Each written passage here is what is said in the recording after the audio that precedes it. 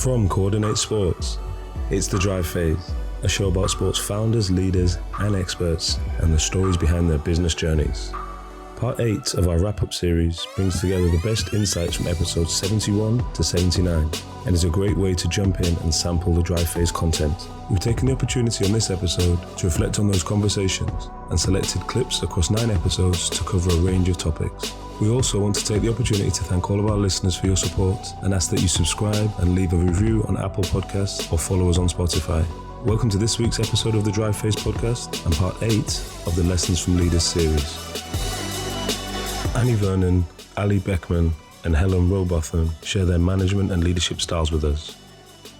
I think really getting your head around the detail makes a real difference. And I think every sports person will probably be all over this. You know, one thing you can't be in sport is slapdash. You really do have to get, as we all know in sport, the difference between winning and losing is tiny. You know, It is tiny. The difference between somebody netting a header at the far post and just missing it is a millimetre. And that could be the difference between, you know, qualifying or not qualifying, winning a trophy or not winning a trophy. You know, in my sport, there's a photo finish. You're on the wrong side of it, you go home with nothing. You're on the right side of it, you're Olympic champion. So you have to be prepared to always live and die by that sometimes it might just come down to luck, but you want to be in control of as much as you possibly can do, I think. And certainly, you know, I don't prepare for any client calls or any piece of work I've got to do without doing a huge amount of research and making sure that I'm all over it in my head, and just spend an extra 10 minutes prepping what you're going to do before you do it, because that will make it better. And if everything that you do is 1% better, then chances are the outcome is going to be significantly better. I don't know whether I'm very different to other kind of managers, directors, I don't know, but I'm very much, we started this, I joined Puddle Ducks because I love swimming and I wanted to make a difference. My work, obviously, over the last 18 years of Puddle Ducks has changed dramatically. I've gone from teaching to managing and to, you know, ensuring the network does what they're supposed to be doing. And actually, I don't have time to teach anymore, but I do teach. And I think that's the biggest thing for me. If I am going to ask my teachers to do something, I should be prepared to do it myself. And it's the one thing that is very, very important to me. I treat everybody the same. I do every role. So, you know, we've got teachers, we've got poolside assistants who take the registers, who clean up. I've done that role for years. And I think that's really, really important. No matter where you are in that business, whatever role you hold, you have to be able to do what everybody else is doing. And that's how you earn the respect. And I'm in touch with my teachers. I'm in touch with them daily on Facebook. We've got Facebook forums. You know, I share hints and tips. I run live meetings, and I don't ever want to be detached from that. And I think if I was detached from that, I think that's when that respect is lost. And, you know, I hope my teachers and the rest of the franchisees feel that I'm with them, I'm in touch with them. And I do get excellent feedback from all of them. And I think that's very, very important to me. If you're going to do something, if you're going to ask somebody to do something, make sure you can do it yourself. I think, you know, I've learned different things from different people over the years, both you know, leaders in organisations I've worked with, but also clients. And, you know, quite frank, every day I'm working with amazing people who work in the sports sector, many of whom you have interviewed. And, you know, there's loads of people out there that inspire me, and I kind of can learn from everybody. And I feel like I'm always learning. But I guess in terms of my approach, I've come into this role with a view that my job is to support the Access Sport team to deliver on our objectives. And the way I can best do that is to have a really clear vision and strategy and help drive the team together to work towards that, to bring everybody on board with that, and to make it a real focus and embedded within everything we do. So that really kind of laser focus on what we're good at, not trying to do everything, but actually that this is what we're good at. Let's focus on that and do more of it, which is what we want to do. And I guess, you know, obviously linked to that is supporting the team to be the best that they can be, both individually and collectively. So, you know, I probably haven't always been great at that in every job I've ever had, but you learn over time. And actually, I take great pride now in how do I support what is actually, you know, quite a young team within Access Sport, but to grow and develop their skills and their confidence. They're just amazing at what they do. So how do I help them to, do more of that and to take it forward? And then, of course, naturally, as chief exec, it's the mechanics of running an organization, and just actually, how do you make sure, you're running a tight ship and that everything's tight? And that takes time, because you can't do everything overnight. So you've got to work out your priorities and focus on those. So what's going to make the biggest change? And then, over time, you can address kind of the wider process things. And it's interesting with an organization like ours, which has grown organically over time. Naturally, all organizations go through that sort of transition, don't they? Heath Esslinger and James Williams share their childhood experiences of sports. Man, very fortunate. I was very fortunate to have just an awesome childhood, great mom and dad. My brother and I are both first generation college kids. I grew up on a farm in Southeast Tennessee, and but with incredible parents. My brother's now a pediatric dentist. He owns about 15 offices, so he's crushed it. My wife says she married the wrong Esslinger. He makes all the money, and my wife married the coach, and I've lost all my muscles. So, but very fortunate. Sport was not really a priority in our home. It was just an activity. Academics were never a priority in our home. It was an activity. And so I think one of the things that I was very fortunate to have, I don't even know if it was on purpose from my family. I think they just had really good perspective. One of the things that I was fortunate to be a part of is a family that focused on the things that really matter most. And I use the term long haul attributes a lot. And long haul attributes are those things that they kind of cross all boundaries and they stand the test of time. And so for my brother, it was academics and I want to be a doctor. Well, the things that my parents cultivated in the garden of childhood and raising us produced fruit in that arena of academics and medical school and all that. Well, those same attributes, I wanted to be a Division I athlete. Well, those same attributes worked for me as well, because it crosses all boundaries and it stands the test of time. And so I think sometimes we can get caught up in trying to plant the wrong things too early instead of trusting in the foundational things that will work in every arena of life we're in. And so I think that was really what catapulted me and gave me a foundation that no matter what I chose, I may not be successful, but I at least had the tools to be successful. Yes, it was the intrinsic qualities that make people who they are ultimately. And so that was the priority in our daily schedule, in our weekly schedule, in our monthly schedule. It was never, how do we get them ahead in athletics or how do we get them ahead in academics? It was, how do we create someone that no matter what path they choose, they can succeed? And so one of the things we often say at A Better Way Athletics is one of the most unfortunate things in the sport world today is we have kids with gifts and skills because we have made a huge investment there. I mean, you watch 13-year-old elite level athletes and it's like, wow, it's crazy. But here's what's unfortunate, James, is that many of those same elite level athletes, when everyone else reaches that place, their gifts and skills have got them to a room that their character wouldn't allow them to stay. And so what I believe my parents did, again, not even on purpose, just because they had good perspective, they gave my brother and I the character that whatever room we chose, we had the ability to stay. We had the necessary foundational characteristics and habits to be successful in that arena. Yeah, I love that. And in terms of yourself, obviously you said you wanted to be a D1 athlete. Did you, as a young child in elementary school, were you competitive with your brother? And was there kind of an element of that? Or?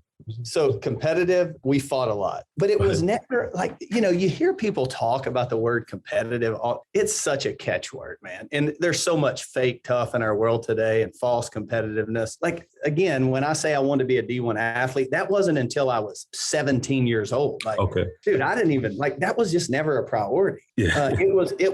There came a point in my athletic journey when I knew I had control over my success. It wasn't, I was getting lessons. It was, hey, if I put in more work, I have more success. And you have to decide, are you willing to sacrifice here to invest here? But, the word competitive, again, I go back to, as parents, I hear that a lot. Well, I want to teach my kid to be competitive. And what I often say to families are, because I see it with my own children, a kid will throw his helmet at a baseball game because he struck out. Yeah. And the mom or dad will say, well, they're just really competitive. And I'm like, no, actually, they're just really a baby.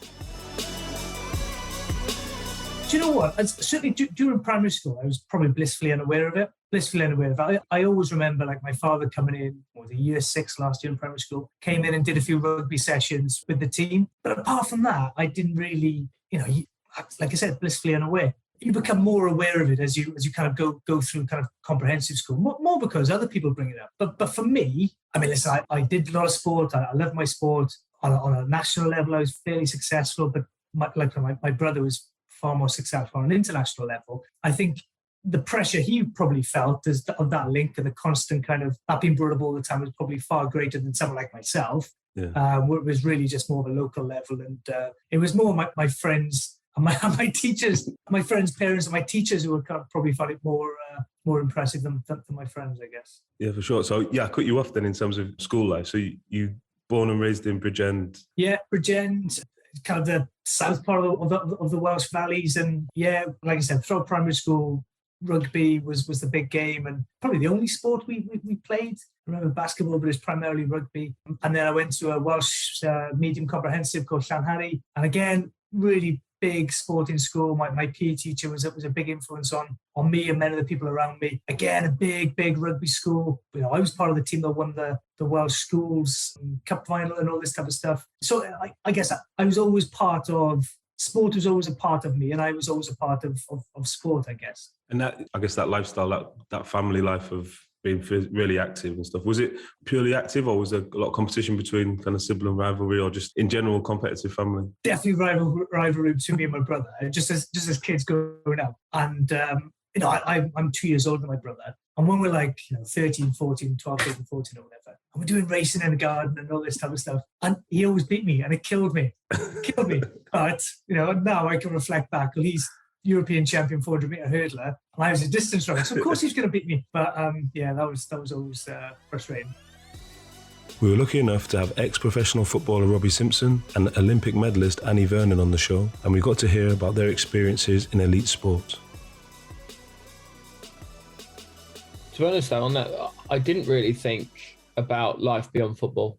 I didn't. At the start, I really didn't. I thought I was playing in the Championship. I'm going to hopefully get to the Premier League and I won't have to worry. That was my mindset at the time. But there was a particular, in actual fact, my first day in at Coventry, I was sat down in the change room next to two players, like 30-plus-year-old players. One was Stephen Hughes, who I'm a big Arsenal fan. So Stephen Hughes played for Arsenal, was part of the Invincibles squad, won the Premier League not too long ago, really, before he joined Coventry. And Arjan Dazou was the other one, who, again, at the time was a pretty household name, played in the Premier League for Wigan. And they were speaking about retiring and what they're going to do after football. And in my head at the time, I'm thinking, why the hell are you worried about what you're going to do after football? You've both played in the Premier League. Stephen, you've won the Premier League and you're at Arsenal. Surely you don't have to worry about what you're going to do. But that conversation, just them worrying about what they're going to do beyond football, really did maybe subconsciously stay with me. But it wasn't until a personal experience at Oldham that I really, it was the moment that I thought I needed to set laps up, really. And I was out of contract at Oldham and I had a pretty good season, thought I was one of Oldham's best players, and I wanted to try and progress in my career anyway. So Oldham didn't offer me a new deal, but at the same time, I don't think I would have stayed if they did offer me one, because I wanted to go to a bigger and better club. So I went on trial with Blackburn. I was at trial for the majority of that pre-season and into the season, but eventually didn't get offered a deal from them. Then I went to Doncaster, then I went to Sheffield Wednesday and didn't get offered any deals there either. I was close at Sheffield Wednesday, but then they signed, the day before they said they were going to offer me something, they signed Connor Wickham. So that was out of the water. How does that work then, that process? You're on trial and they say went into the season. Is this like the season started and you're still trialling out at other clubs? Yeah, I was going to their games, sort of watching, I was training with them every day, like basically being a player of theirs, but without a signed contract, so I couldn't play for them. Right. I'd play in like the friendly games during the week if they organised any. Yeah, so I wasn't being paid. So I was still living my same lifestyle, thinking that I'd get a new contract one day. So yeah, just eating into my savings. I was quite good with my money. Like I say, my dad worked at Barclays for 40 years. So if I wasn't good with my money, he'd have something to say. Yeah. So I saved a large chunk of money throughout the years prior to that. But they were quickly going, you know. The lifestyle I was living at the time was pretty heavy. So the savings were going down quite rapidly. And that hit home. And obviously, when I didn't get offered a contract and I kind of had enough of trialing, I was just going to the gym on my own every day, trying to keep fit, waiting for the phone to ring with an offer, or waiting for my agent to ring. And I did have offers. I did have offers to sign for clubs, but none of them, I was still in the mindset, especially up until the season started and maybe a month into the season had started, that I wanted to go to a bigger and better club. And I was still on trial as well. So I was turning down offers from lesser clubs or clubs in lower leagues. But it did get to a point where I then went back to the clubs that did offer me deals and said, right, I'd like to sign for you. They're still in for me. Yeah. Were they still there? Were all them offers still on the table then or not? No, none of them. I was waiting for you to say that. Yeah. So they said, well, you said no. So we went and got someone else. Yeah. And our budget's used up now. So then again, just carried on training by myself. But I really thought, right, that could be the end of my football career then, because I've played this totally wrong. And my own fault, really, partly my own fault. But it was at that moment where I thought, right, if I'm not going to be a footballer, or that realisation, right, this is how quickly a football career can end. Even when you think you're sort of on the cusp of getting a move to a bigger and better club. Well, yeah, I'm assuming you, like you said, in shape. No, I don't know what the injury history was like, but like you coming towards your prime. I don't know how old were you around that time? You coming towards your prime? Yeah, pretty much in my prime. Yeah, 27. Yeah, so it's come out of nowhere in terms of what you're thinking. Yeah. Yeah, so it was tough. And that was a big light bulb moment for me, really, that there wasn't really enough support there for, if that was the end of my football career, even though I had a degree behind me, even though I was pretty good with my money and had a fair sort of bit of a safety net financially there in terms of living, I was still really, really anxious and worried every single day. Like my now wife, their girlfriend would come home from work and say, oh, have you got a job today? I'd be like, no. I'd be like, no. I guess that's that thing as well, because the clock's ticking as well during the season as well. It's like, there's only so much time before everyone needs to get their squad sorted or whatever. So, you know, it's like following everybody's results, those teams that aren't scoring, I'm on my agent saying, oh, this team hasn't scored. This team hasn't scored today. Give them a call, see if they want me. I eventually picked up the phone to Leyton Orient, who were in for me in the summer and did offer me a deal in the summer. And they were top of League One at the time. And I just said, I'd called him, the manager up, Russell Slade, and went, I'll come and play for you for nothing. This was in the November. I just said, look, just give me a deal to the January. I'll play for nothing. I just need to get back playing. And I thought if I got back playing, got into the side at Leyton Orient, who were top of League One, then whether they offered me a new deal or not, someone else would see me playing at the top of the League One and offer me something. The Beijing Olympiad, I think, was quite interesting because the aim was to win gold. Okay, British women had never won Olympic gold in rowing. We wanted to be the first, our group, our cohort. So the quad, which is 4 people, 2 oars each, that was the priority boat. They won a gold medal in 2005, so year 1 of the Olympic cycle, not with me on board. They won another gold in 2006, again, not with me on board, but they only won that gold after the winning crew failed the drugs test and they got upgraded. So on the day, they won silver. What country was what country was the winning crew at that point that got this gold? Can you guess? I was going to go China or Russia, maybe? No, it's the Russians. The Russians, yeah. Okay. But there was, I can tell you the story of the drugs test. It's quite a lengthy one, but fundamentally they didn't find out until January. Right.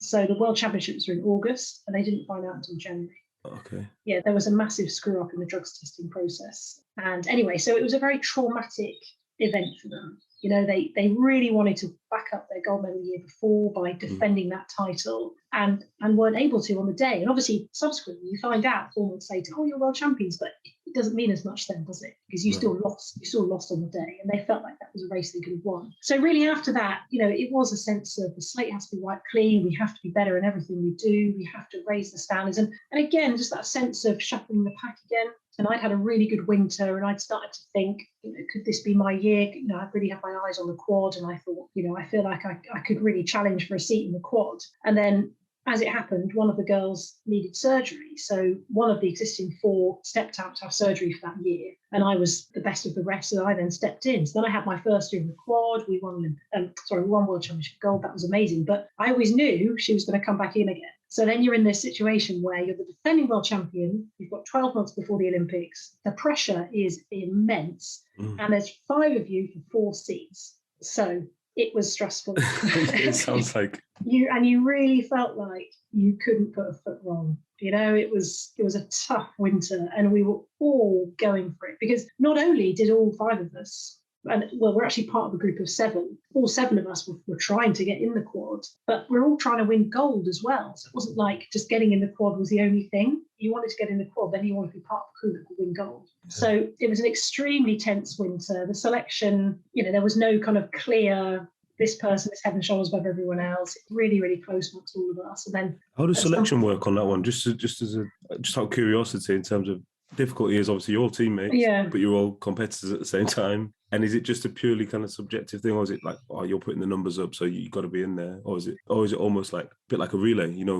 They're better on second leg to third, and you kind of the mix of the team. Well, that's a really good question, James. And I actually think selection, when it comes to rowing, is really unique, because it's both an endurance sport and a team sport. So in team sports, you accept, Gareth Southgate is going to pick these people up front, these people in defence, because he thinks that's who's going to win. And everyone's like, cool, he can make that subjective decision. But in endurance sports, you have this huge bank of data and numbers that says, this person is moving the boat better than this person is stronger than this person has a better result than this person. So you can really rank all your athletes, but the coaches should still have some subjectivity to say, I don't know, look, at the moment we've got 4 extroverts. We really need a bit more personality in this crew. I'm going to put this person in, even though they might be a bit slower on paper, because I think they're going to get the most out of everyone else. It's just the mix of the chemistry between the two.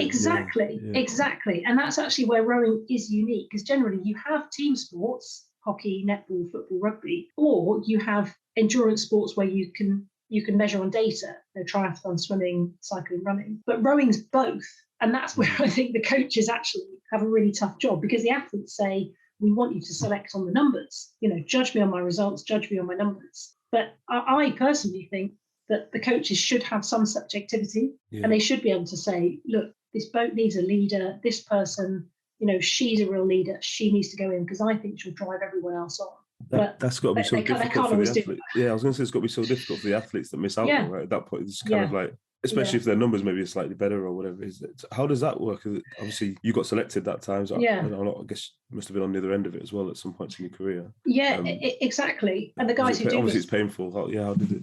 Yeah, the guys who, luckily, I think I generally was on the right side of it. I had a really good relationship with my coach. But for people who miss out, you feel really cheated and really hard done by. And also, it might be that the coach actually has made the wrong decision. And you only know that with hindsight. You can only look back and say, oh, do you know what, that crew just didn't really fire. Perhaps had they put an X rather than Y, it might have fired. Because, the whole point of teamwork is sometimes it is just that tiny little, almost intangible element that just makes it all spark, doesn't it? And you see that in rowing. You do see sometimes, a really small, on paper, quite a small, weak person in the crew. And you think, well, why is that person in? But then within the crew, they'll be like, look, when that person's in the boat, the whole thing just flows, and they can just be that link man to just bring the whole rhythm of the crew together. But you can't put a number on it. You can't put it on paper. It just happens. Shelley Meehan talked to us about metrics, KPIs, and the opportunities for us to innovate in the sector. We use NPS, don't we, Sue? So, one of our measures is around NPS, and that's feedback from both instructors, but it's also feedback from stakeholders and partners as well. But then engagement numbers are important to us. So making sure that we have 2 kind of things. What we grow our direct reach. So these are instructors, that we can communicate with on a regular basis, but we also talk about our indirect reach. So when we're working with sort of, fitness brands and member organizations and other partners, it might be that they have a reach to those fitness instructors, and therefore that we can talk to them through partners. So I guess it's growing that indirect reach, it's growing that direct reach, increasing engagement and touch points, but then also looking at overall levels of satisfaction as well. And I think it's good to point out, James, as well, we've had a massive change at EMD UK, that we've stopped doing stuff and started doing stuff. So we've done a lot of stuff. The reach and engagement is really important within my role, because take, for example, the pandemic, when we went into lockdown, we didn't have that necessarily reach and engagement to be able to represent instructors fairly. We went from we had to scale up all our proportionate. And so actually it allowed us to create sector partnerships where people want to work with us. And we had a few barriers, but we've actually stopped doing education, when now we've got a lot of people coming to us going, how can we work with you? How can we engage? How can we make things better for instructors? So that whole reach and engagement, I think, is really important, because if instructors can see it as well, by them being in our network and us helping support them, we can provide them with what they need, which other organisations can't. We are their NGB. We want to support them. So come and tell us what you would need from us, and we'll try and support you through that process.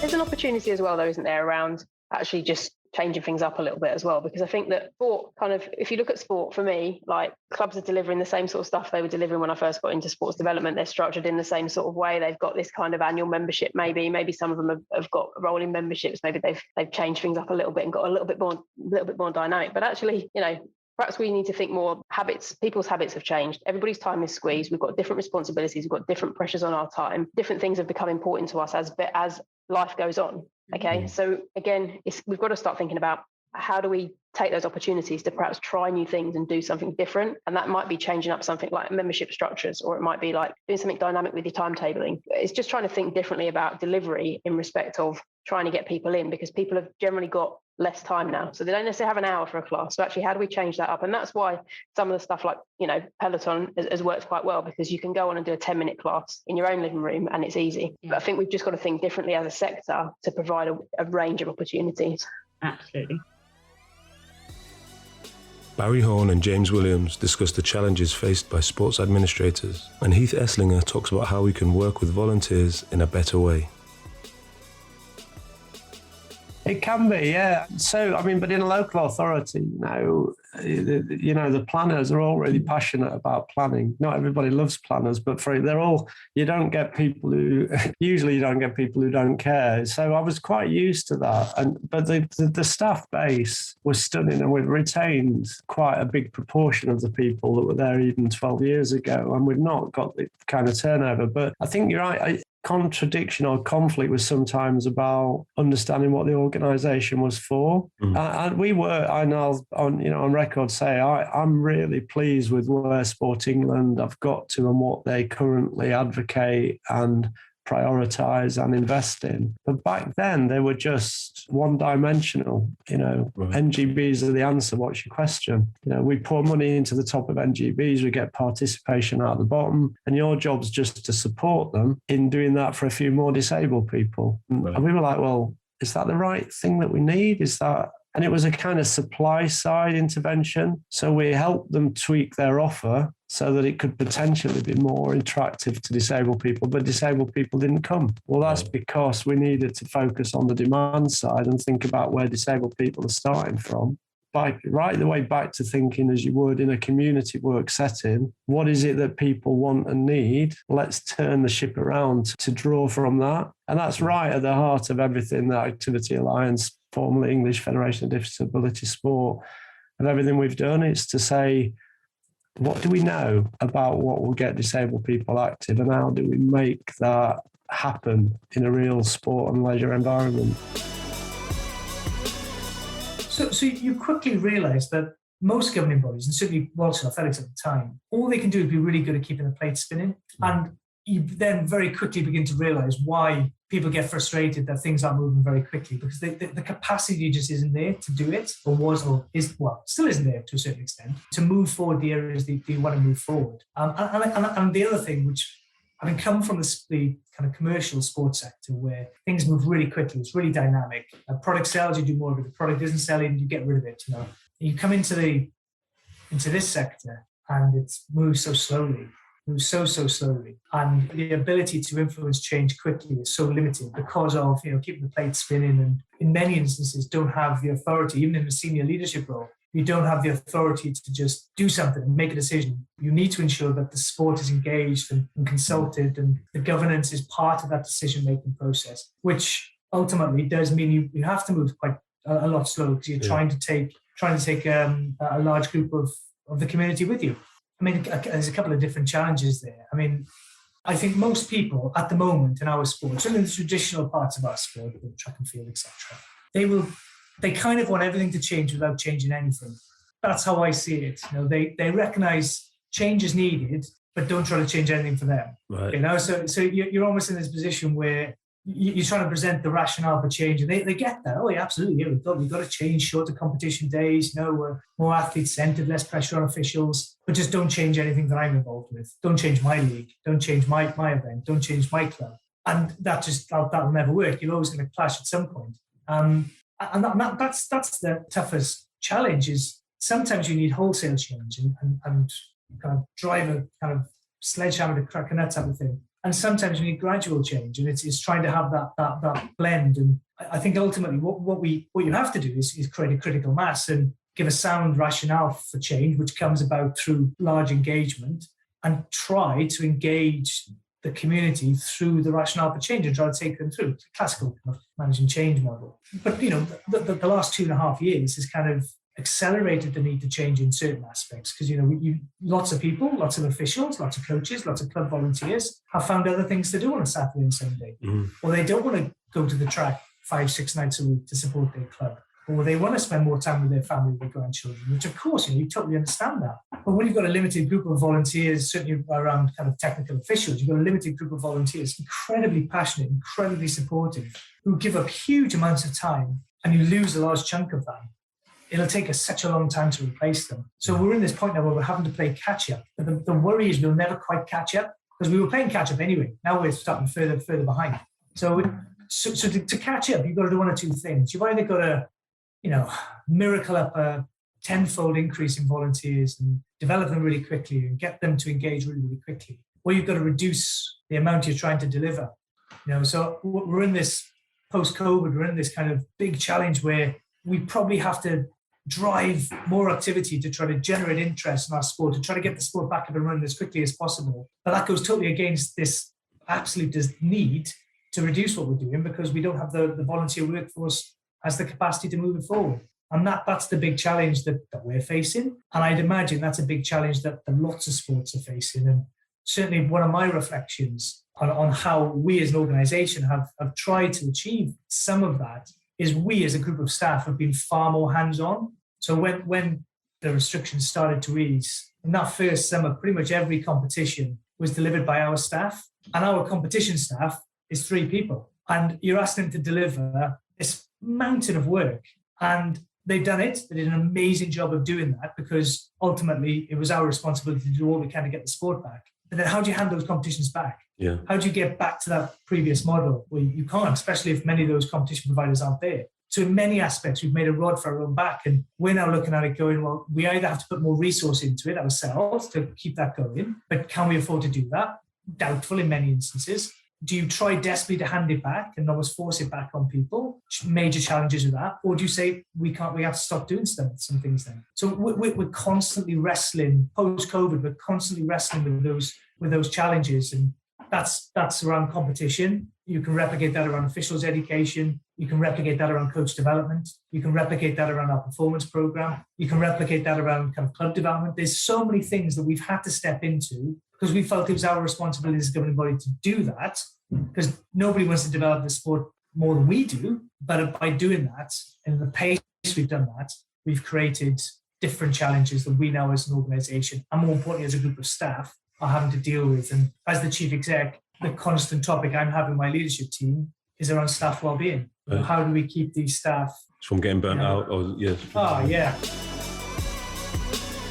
One of the things we have to face is the fear of, one of the reasons we see a lot of attrition with volunteer coaches is because they don't feel equipped. If you ask me to do a job, but you don't provide me the tools, I'm probably going to quit the job. Yeah. And so here's where we have to face this, again, our own wall in the sport world. So there's a wall in front of us that's called challenges or obstacles. And that wall, one of the biggest fears in that wall is, well, how do we get people to do it? Well, what's the price of them not doing it?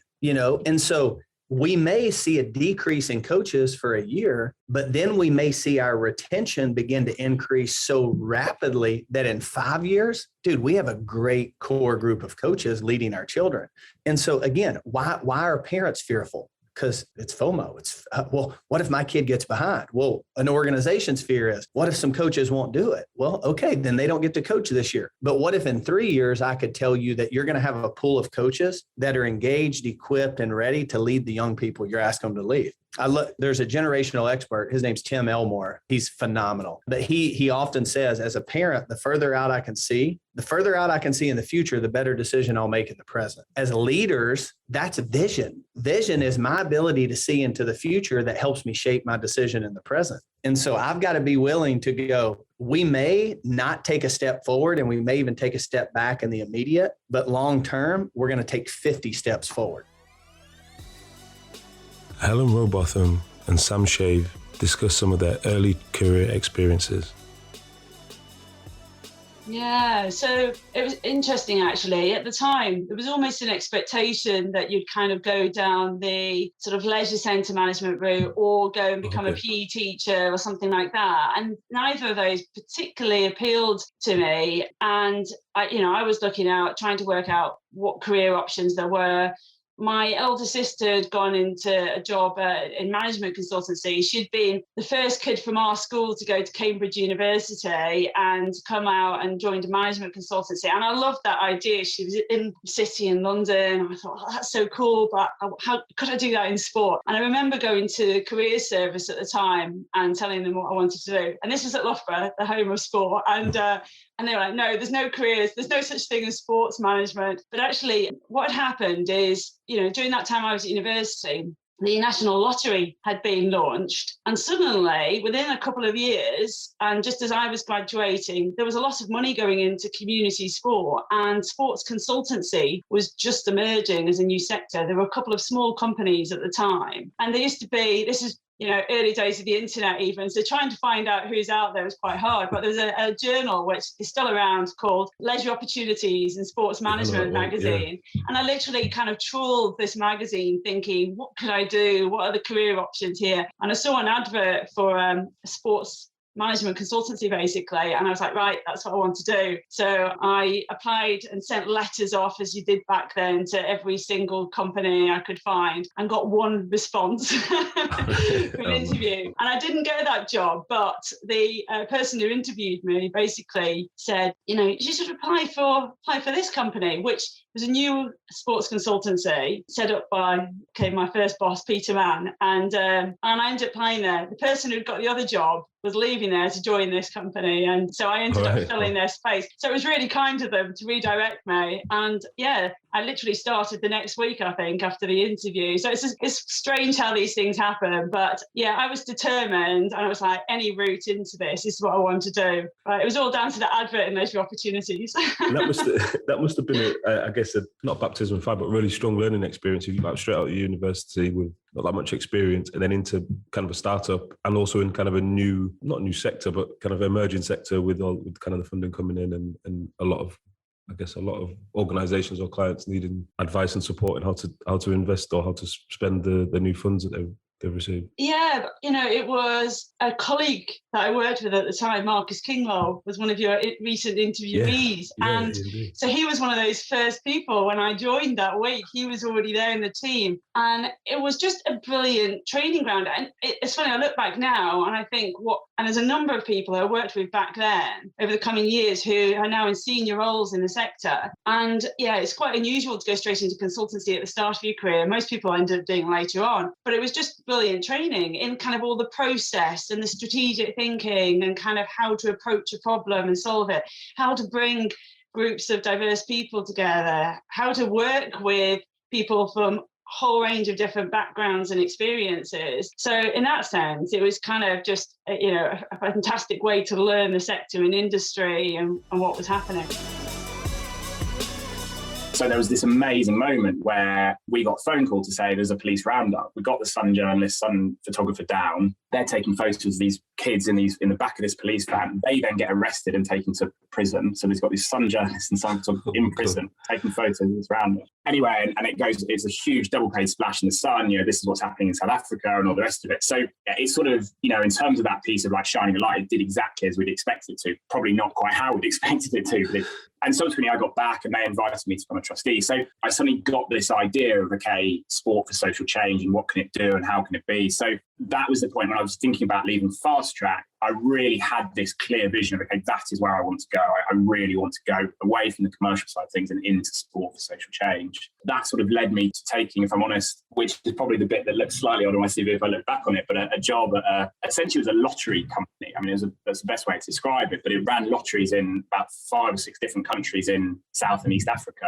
So Ghana and Cameroon and Nigeria and all sorts of places. And my role was to come in and basically create their first ever CSR strategy, social impact strategy. So I went to this organization, spent lots of time in some of those countries, again, had some bizarre experiences of having to bribe some Cameroonian police with some footballs and T-shirts we had in the back. I didn't have my passport with, bizarre kind of, anyway, very sort of strange and unusual experiences. Sort of what transpired was that I built this strategy and tried to write it and the rest of it. And at the time, it's probably almost a precursor to the idea of kind of sport washing. I mean, basically the CEO just wasn't interested. He sort of had to do it because it was part of his agreement with local. That was going to be my question in terms of like your gambling and massive lottery organisation. Was it? Yeah. It was just a bolt-on, right? To say we need to do. Totally. And I took I turned down a job at McLaren to take that job, and people, one of my best mates, a huge motor racing fan, I told him I would turn down a job at McLaren, and he almost sort of disowned. He was hoping for those paddock club tickets, man. So it was and I think that probably opened my eyes a little bit to that idea. I sort of went into it probably a little bit naive still, thinking, oh wow, they want to do this, and actually it was sort of complete. So I stayed there for 6 months and was thinking, oh good, what do I do now? It's going to be really hard. And the job at Comic Relief came up, and I applied for that and got that, and that was really kind of into that was really into that world properly, I suppose. Developing and communicating a great company culture is key. Barry Horn and Sam Shave share their thoughts and approaches with us.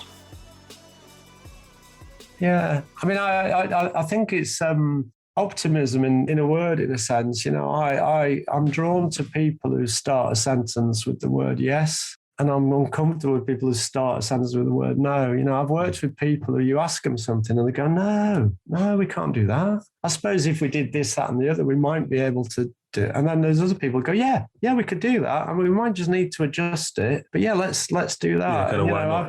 The yes and no people in the world, you can spot them quite quickly. So, I mean, for me, you've got to have that, if it's particularly in challenging contexts, you've got to have that sense of optimism and confidence that things can happen. The fact that we didn't abandon our fairness strategy when hit by COVID, when in some ways you could have said, actually, that's a little bit too ambitious now. We said, no, if we lose that now, how will we make that difference? So I think that, and for me, that's what's kept me sane, if you like, over the years, where when I had a boss who would, just kept saying, leave it with me. And then after a few months, I just said, I can't leave it with you. Look at your room. It's just piles of stuff that's been left with you. Let me just have a go at this one. And if it works, let me do the next one. If it doesn't work, I'll move on or whatever. So. Yeah, it does come into it, definitely. I mean, I think culture is a really interesting one. And just from I think beyond perspective, we've talked quite a lot about this. And I think when we were small, we're growing quite rapidly. And actually, we've always said, oh, well, people come here because they understand the work we do. And therefore, do we need kind of a big culture piece? And I'm not sure we do. But actually, as we grow, we're starting to say, well, maybe we do. And that's, about how we treat people and how we work with people. So that's something that's kind of on our minds. And I think you're right. I mean, in terms of the culture of organizations that we work with, that is a constant challenge because we are working with, a 5-person charity in Latin America. And then we're working with Disney. You know? Exactly. Yeah.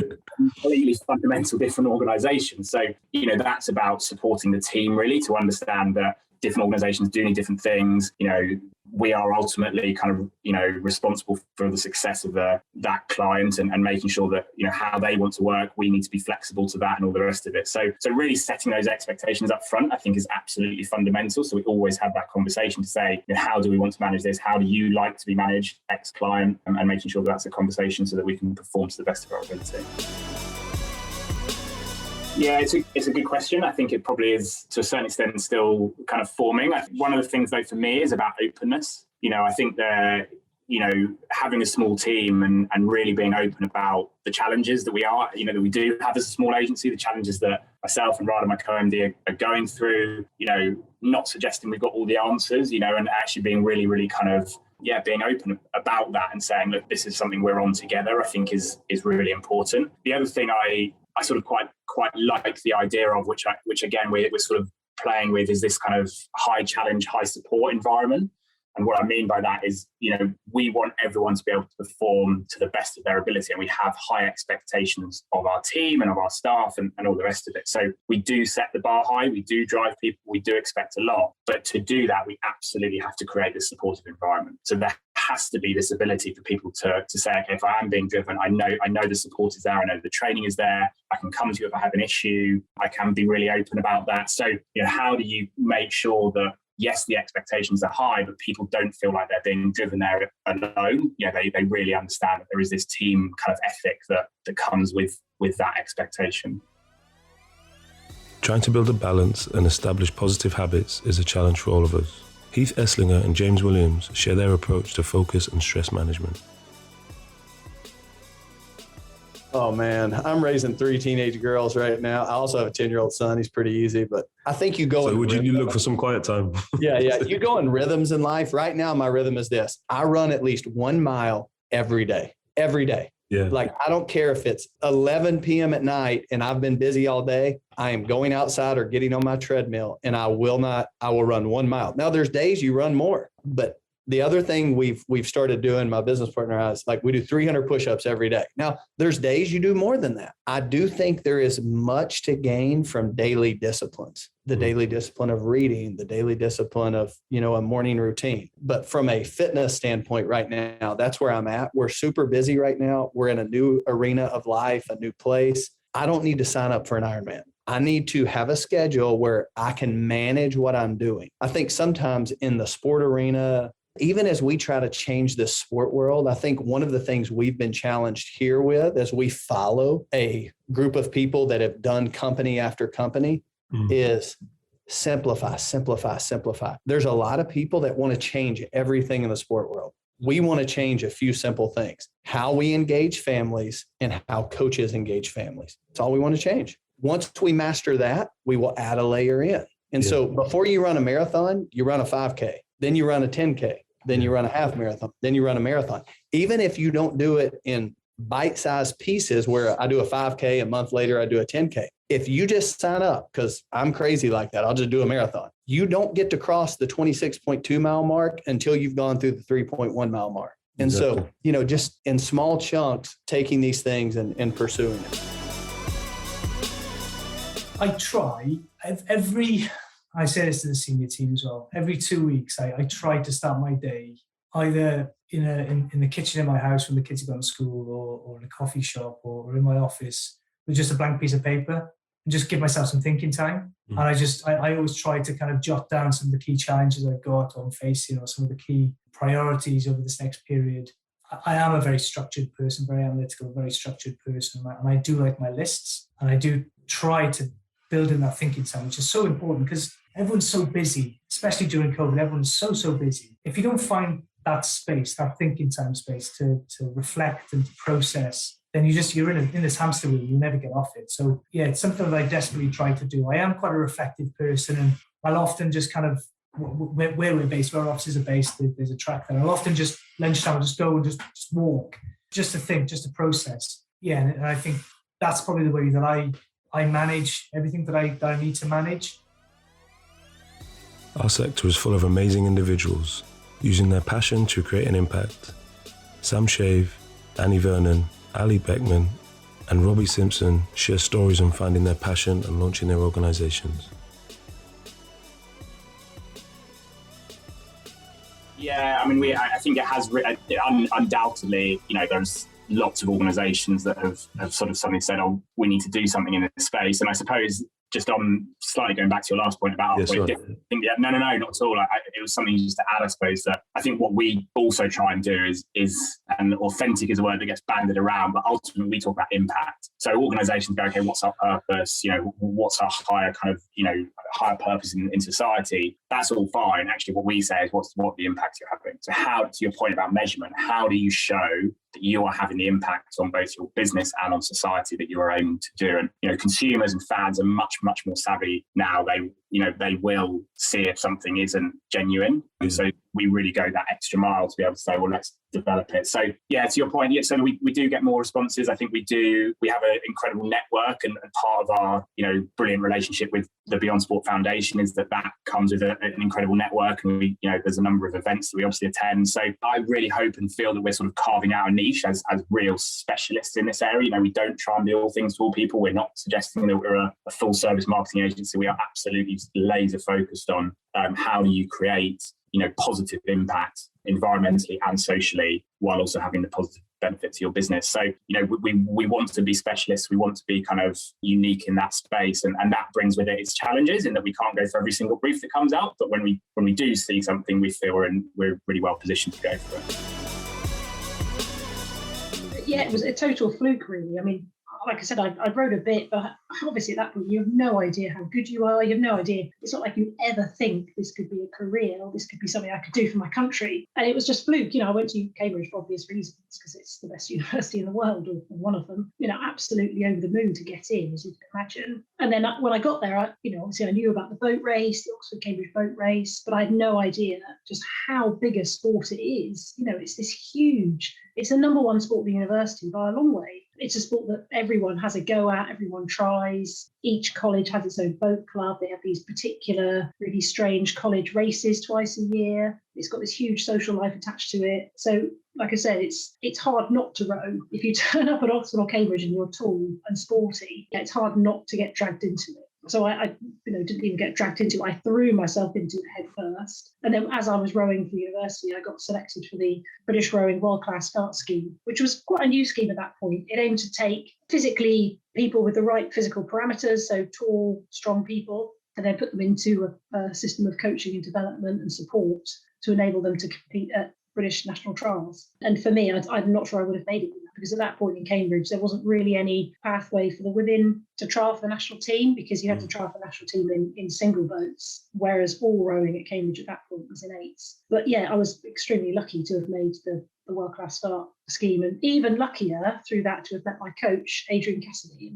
He was the person that enabled me to take a huge leap forward, and also to start realising this could be something I could do.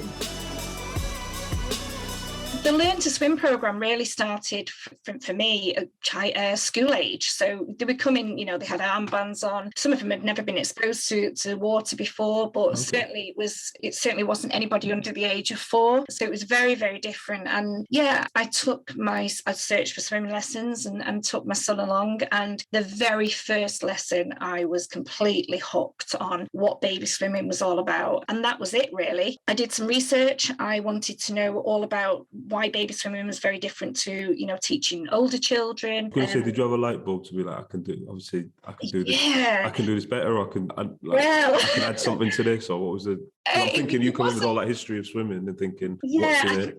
I think that's what it was. Tracy and Joe, who founded Puddle Ducks, are fabulous businesswomen, and they had set an amazing company up and were teaching absolutely brilliant lessons. And I will never take that away from them. But there was just something at the back of my mind which thought, you know what, I've got all of this experience in the swimming industry, and I want to do this. I want to see where baby swimming could take me. And I was really honest, this is what I would like to do. And I'm more than happy to set up as a competitor, because at the time there wasn't that many baby swimming companies about, but they gave me an opportunity and they said, come along and join us. I had the expertise. And also I didn't know about the Swimming Teachers Association. I was very much ASA, which obviously is now Swim England. And it was Learn to Swim and, coaching side, teaching and coaching, where I then got introduced to the Swimming Teachers Association, and their approach was very different. It was all, I'm not saying everything was holistic, but it was in the water, it was working with babies, and it just seemed to resonate with me. I wanted to know more. I wanted to know about child development. I wanted to know about child psychology, about reflexes, everything that was kind of the foundations of baby swimming. Because when you're teaching a baby to swim, you're not actually teaching them to swim, because actually there's not much they can do with their arms and limbs, their arms and legs at a very, very young age. But what you are doing is building the foundations for that to come afterwards. And I think with baby swimming is very, very different. It's about psychology. It's about understanding child development. And for me,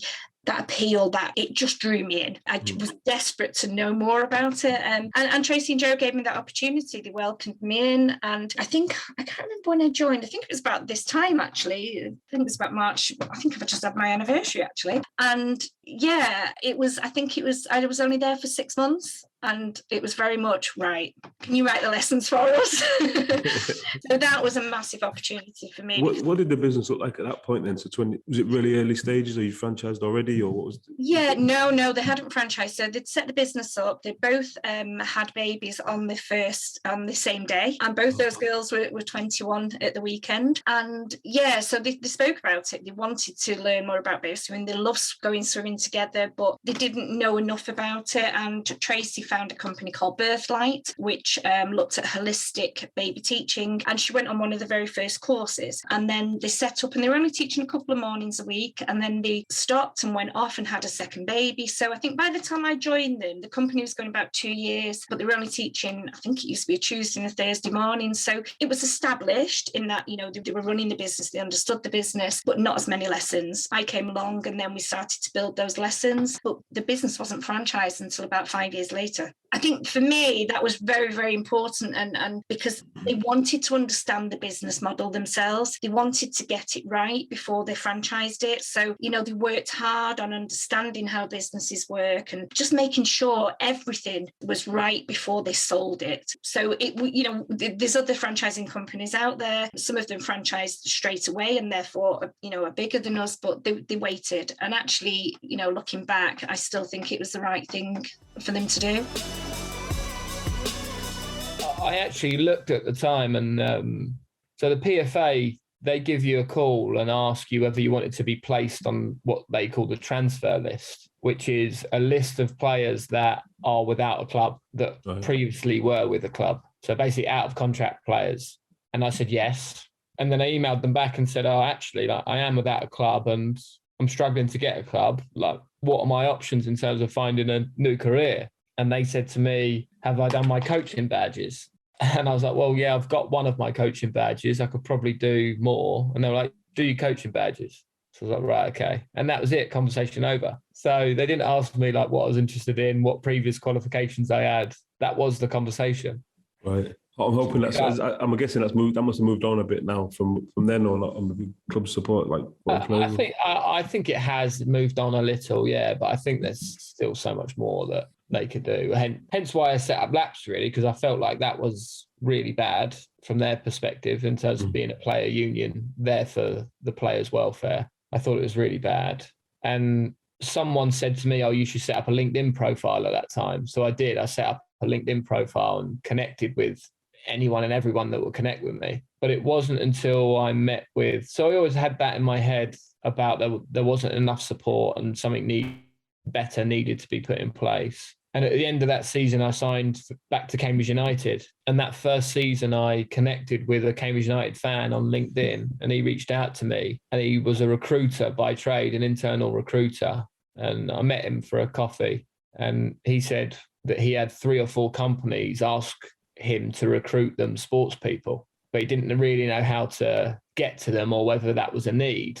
And then I kind of shared with him, well, funnily enough, you say that, I think there should be miles more support for sports people transitioning from sport into, well, it was football at the time, transitioning from football into new careers, because it needs to happen quickly for the majority. So it was interesting from his perspective that I showed him that there wasn't enough support, or there wasn't a go-to place for sports people to find normal work. And then it was interesting for me to hear from him how desirable sports people are in the working world by businesses to recruit.